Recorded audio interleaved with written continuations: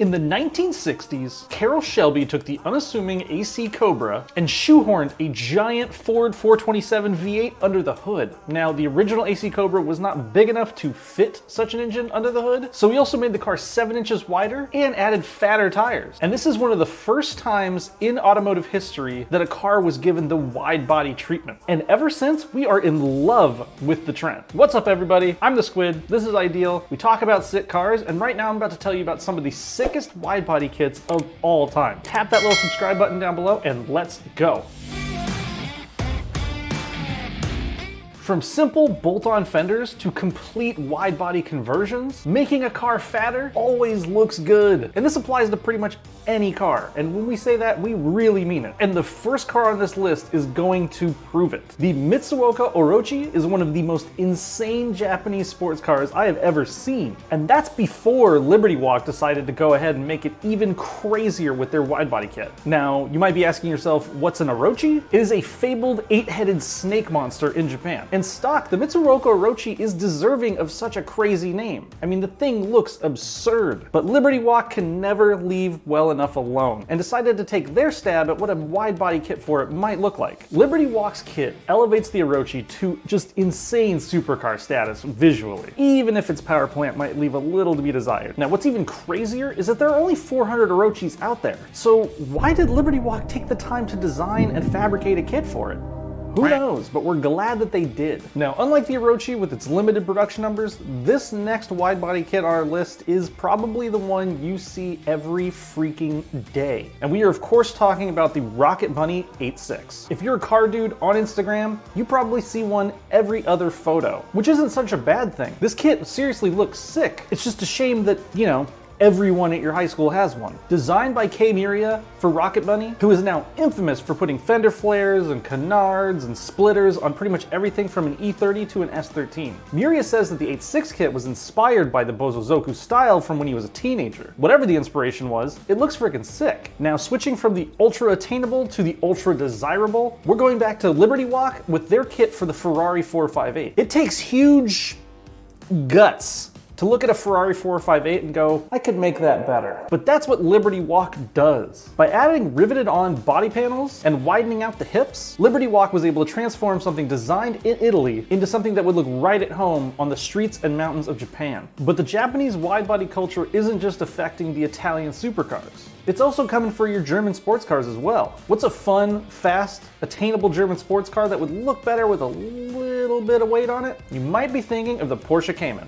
And so was PANDEM when they designed their wide body kit for the Cayman. Are you a Porsche owner that can't afford an RWB 911? I mean, let's face it, you probably can't even afford the 911 itself anymore. They're getting really expensive. Well, good news, you can afford a Porsche Cayman, and you can afford to wide body it from the Japanese wide body designer PANDEM. Once again, this is a design penned by Ken Miria. And let me just say, I didn't really care about the Cayman until I saw this wide body kit, and now I kinda want one. You have to love the look of those rivet-on fenders, the big spoiler. This really turns the cheap baby Porsche into something that looks really intimidating, that looks right in line with a 911. Now, in contrast to the small, nimble, and affordable Cayman, let's take a look at something extremely heavy, extremely expensive, and well-refined. The Bentley Continental GT is opulence defined, but it wasn't enough for British body maker VAD. VAD stands for vision, ability, and dedication. But that's, you know, kind of a wordy name for a company. Nevertheless, their wide-body Continental GT is a work of art and is a stark contrast to the rivet-on style of Ken Miria.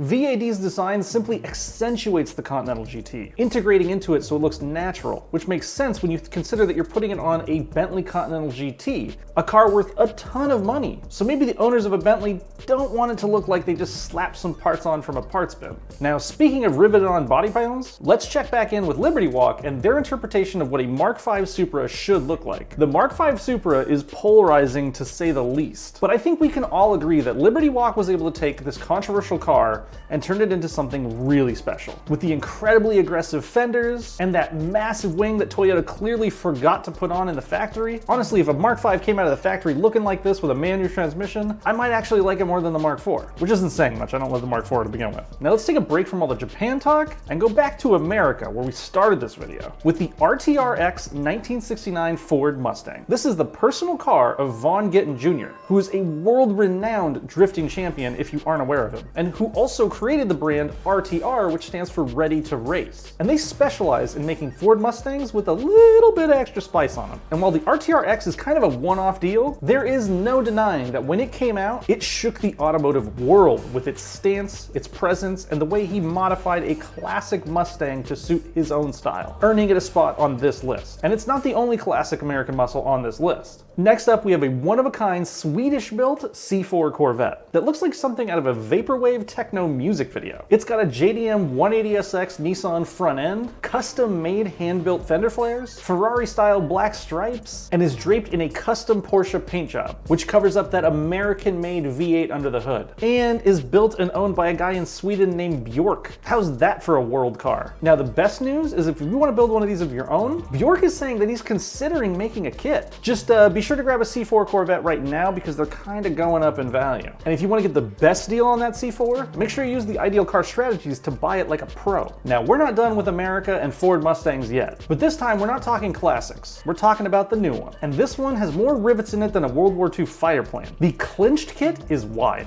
It might be the widest wide-body kit on this list. And thanks to that width, it looks badass. The ducktail it features alone should come stock from the factory. What makes me really want one though, even though I'm not really an S550 fan, is the absolute metric ton of mounting hardware visible on this kit. Something about tons of rivets makes me think of like a World War II warbird. And if you've watched any videos with me in it, you know that I love planes. Now, when it comes to wide-body kits, wider the better, right? Well, sometimes you can take it too far. Like the owner of this next car on our list, who hand-built his own wide-body that, you know, exists. I wanted to include this on our list because we wanted to show what is possible. You don't actually need someone else to design a wide-body kit for you. You don't need to be some cigarette chain-smoking old Japanese man to own a wide, stanced-out car of your own. You just need vision, and elbow grease, and some fiberglass, and lots of Bondo, and a lot of free time. Okay, what you're looking at is a C5 Corvette with old Mustang body parts and custom sheet metal fenders. Both the Mustang and the Corvette were wrecks, so this crazy guy named Mustang Kyle decided to combine the two,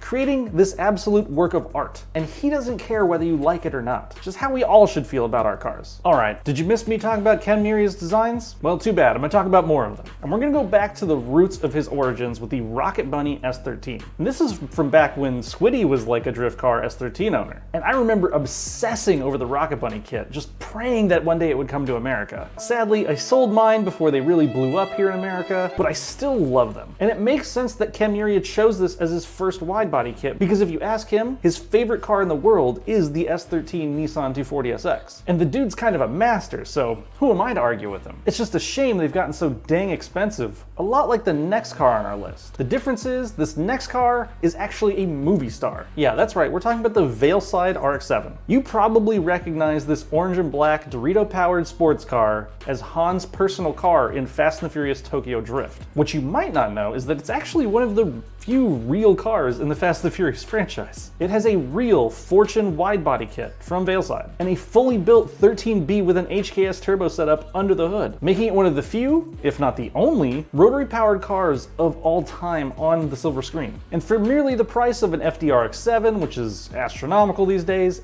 and a little bit of money, like 17,000 bucks, you can build a Fortune RX-7 of your own. If you don't have that kind of money, neither do I.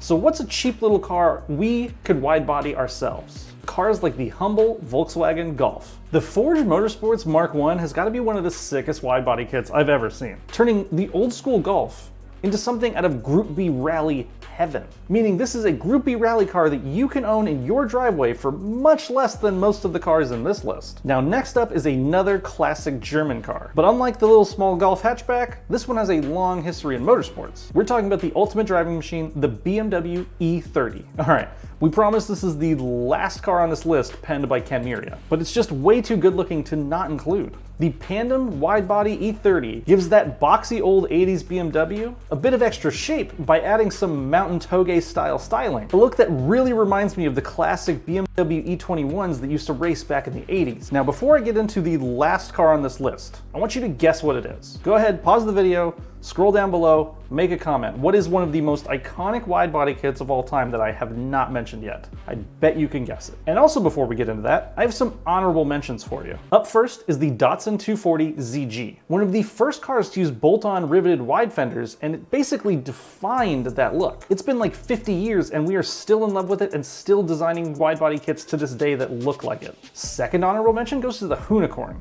It may not be the best looking wide body classic Mustang, but I would pretty much chop off my own leg to get a chance to drive that sucker. Next on the list is another Mustang, the RTR Mach-E. Another just incredibly awesome wide body Ford Mustang that goes super fast with 1400 horsepower. But what makes it really special is it's electric. And with that wide body kit, I'd take it over a gas car at this point. And the last honorable mention on this list is gonna be the E46 M3 GTR. You know, the one from the cover of that video game that we all played when we were teenagers? Okay.